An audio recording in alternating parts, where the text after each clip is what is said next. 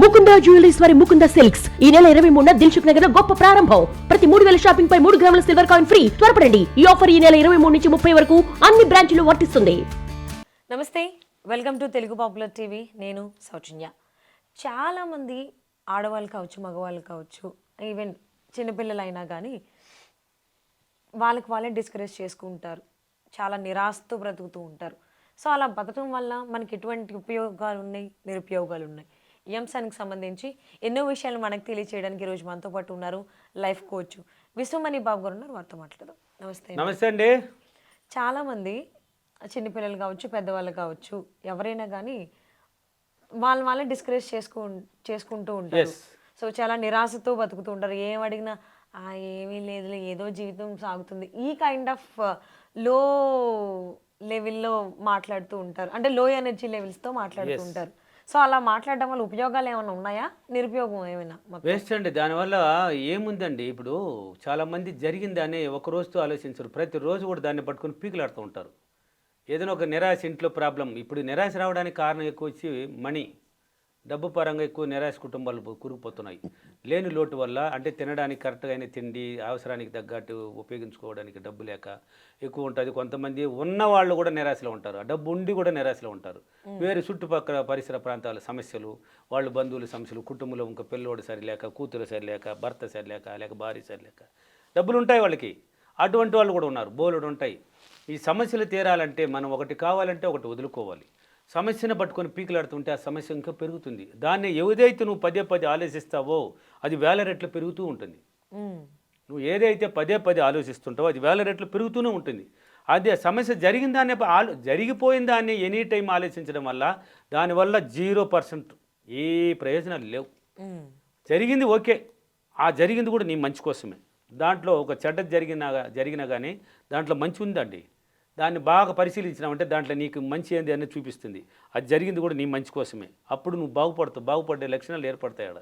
కాబట్టి చాలామంది భర్తగా ఏదో ఒకటి అనేసిపోయినాడు, ఇలాగ తిట్టినాడు, గొడవలు వచ్చిందని దాన్ని పట్టుకొని పీకులాడుతుంటారు. ఆ రోజు అంత మౌనం, అంటే నిరాశలు పడిపోతుంటారు. కొంతమంది పిల్లలు సరిలేక బాధల్లో నిరాశలు పడిపోతుంటారు. భర్త తిట్టినాడు, లేక భార్య తిట్టింది అనేసి ఇలా నిరాశలు పడిపోయి లేని లోటు, సంవత్సరానికి పిల్లలకు ఫీజు కట్టలేక, లేక చదివించలేక, బట్టలు ఎత్తించలేక, పెళ్ళిళ్ళు చేయలేక, ఇంకా అవసరానికి మనం అంటే ఎనీ టైం మనం బాడుగింట్లోనే ఉన్నాము, మనకి ఇల్లు లేదే అని ఇలా బోలుడు, 1, 2 కాదండి, చాలా ఉన్నాయి నిరాశలకు కారణాలు. దాన్ని అంతా పక్కన పెట్టాలి. మనం ఒకటి మంచిగా అనుభవించాలంటే కొన్ని విషయాలను పక్కన పట్టేయాల్సింది. ఎనీ టైం జరిగిన దాన్ని పక్కన పెట్టేసి మంచిగా ఆలోచించండి. ప్రతిరోజు మంచితనాన్ని ఆలోచించండి. ఏదైతే లేదనుకున్నావో అదన్నీ ఉంటే ఎలా ఉంటుంది నీకు. ఏదైతే లేదనుకున్నావో, దేనివల్ల నువ్వు నిరాశపడుతున్నావో అవన్నీ దానికి ఆపోజిట్గా పాజిటివ్గా ఆలోచించు. అవి ఉంటే, ఇప్పుడు ఒక ఇల్లు లేదని నిరాశలో ఉన్నావు అనుకో, ఎగ్జాంపుల్కి ఇల్లు లేదు మనకి, బాడిగింట్లోనే ఉన్నాము, ఇప్పుడు ఈ ఇంట్లోనే నా కూతురు పెళ్లి చేశాను, కొడుకు పెళ్లి చేశాను, ఇంకా ఎన్నాళ్ళు మనవరాళ్ళు పుడితే కూడా ఇంట్లోనే ఇట్లే కాలం తీయాలనా అని ఒక నిరాశలో ఉన్నావు అనుకో, ఎగ్జాంపుల్కి చెప్తున్నాను. అదే ఇల్లు ఉంటే ఎలా ఉంటుంది?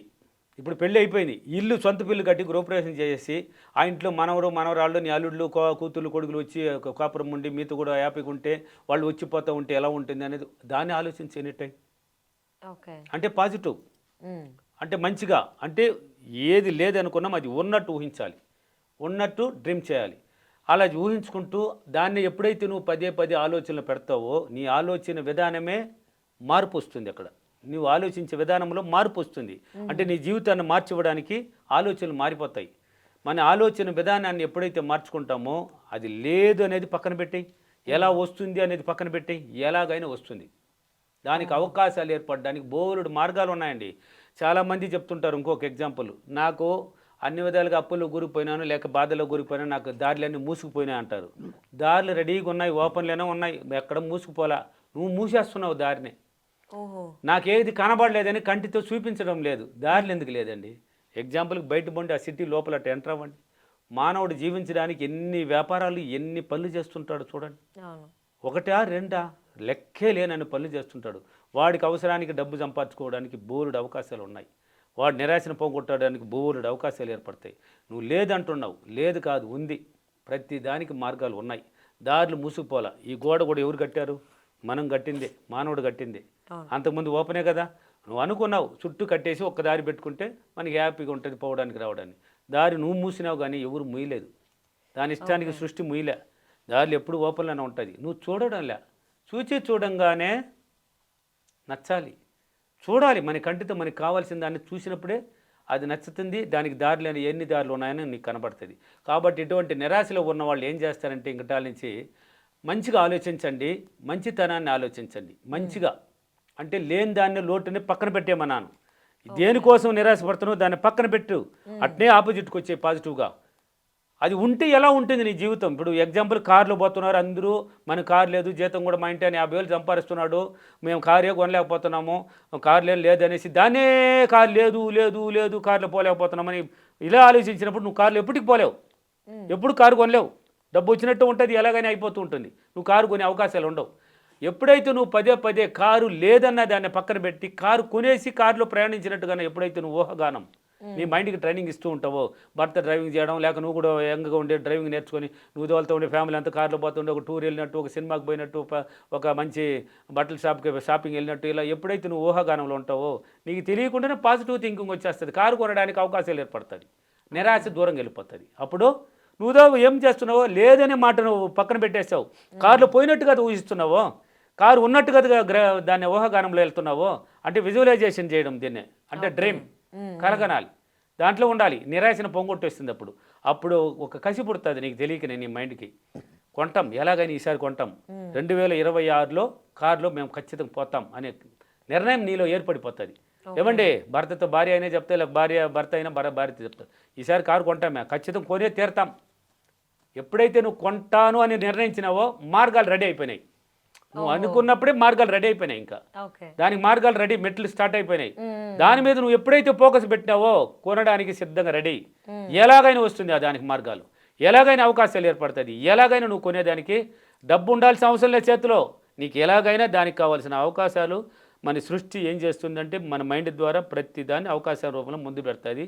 ఏదో ఒక రూపంలో నువ్వు తీసుకునేసి కారు, నేను చెప్పినాను కదా 2026లో కొంటానన్నాను కదా, కొనేసాను చూసినా. అప్పుడు ఇన్నాళ్ళు లేదని కదా ఆలోచించావు, నిరాశలో పడ్డావు, సమస్యల్లో పడ్డావు. ఏది అంటే ఎగ్జాంపుల్ చెప్పాను, కారుని తీసుకొని నువ్వు కుటుంబ సమస్య అయినా కూడా ఇలాగనే. ఇప్పుడు అమ్మాయి సరిలేదు లేక అబ్బాయి సరిలేదు అనుకో, సరిలేదు దాన్ని పట్టుకొని పీకులాడుతున్నావు ఎంతసేపు.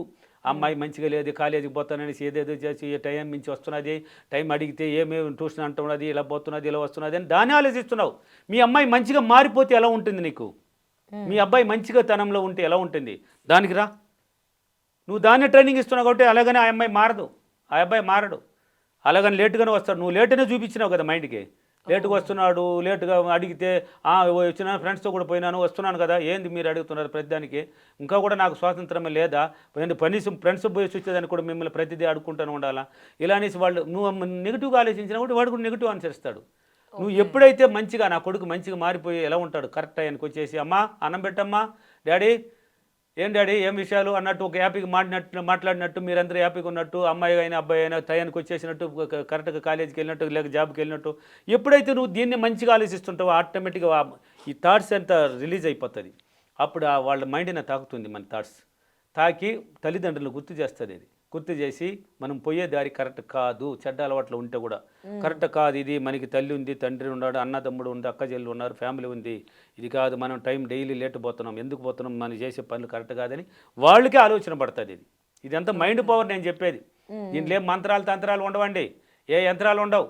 ఇప్పుడు నా క్లాసులు ఉన్నాయి కదా, హైదరాబాద్, విజయవాడ, వైజాగ్, రాజమండ్రి, ఒంగోలు, తిరుపతి, అనంతపూర్, కర్నూలు, బెంగళూరు అన్ని సిటీలో ఉన్నాయి కదా. చూడండి వాటిల్లో జనాలు ఎలా ఉన్నారు. నేను చెప్పే ప్రతి దానికి ఆన్సర్లు ఉన్నాయి, ప్రతి విషయానికి ప్రతి వీడియోకి ఆన్సర్లు ఉన్నాయి. వాటిల్లో జనాలు ఒకప్పట్లో ఎలా ఉన్నారు, వాళ్ళ కొడుకులు ఎట్లా ఉన్నారు, కూతుళ్ళు ఎలా ఉన్నారు, భర్తలు ఎలా తాగుబోతులు ఉన్నారు, లేక భార్య ఎలా ఉండింది, ఇప్పుడు ఎలా మారిపోతున్నారు. మనం ఆలోచన విధానాన్ని మార్చుకున్నప్పుడు వాళ్ళు కూడా మారిపోతారు. ఫస్ట్ మారాల్సింది వాళ్ళు కాదు. నువ్వు ఆలోచిస్తున్నావు కదా నిరాశలో, తల్లి లేక తండ్రో లేక ఇద్దరు కూడా ఆలోచిస్తున్నారు, మీరు మారాలి. కొడుకు కూతురు తర్వాత వాళ్ళ గురించి ఆలోచిస్తున్నది ఎక్కువ మీరే. మీరు మైండ్ని పాజిటివ్ తెచ్చేయండి, ఆటోమేటిక్ వాళ్ళు మారిపోతారు. ఓకేనా? ఇలా ఆలోచించండి. ఎవరైనా ఈజీ అండి, చాలా సులభం అండి ఈ సైన్స్. మన మైండ్కి ట్రైనింగ్ ఇచ్చుకుంటే ప్రతిదీ సులభంగా ఉంటుంది. ఓకేనా? ఈరోజు అఫర్మేషన్, నేను ప్రతిరోజు నిరాశను పక్కన పెట్టి పాజిటివ్గా మంచిగా ఆలోచించి నాకు కావాల్సిన దాన్ని ప్రతిదాన్ని మంచిగా ఆలోచించి మంచి జీవితాన్ని అనుభవిస్తున్నందుకు డబ్బులకి విశ్వానికి చాలా చాలా కృతజ్ఞతలు. Thank you thank you money.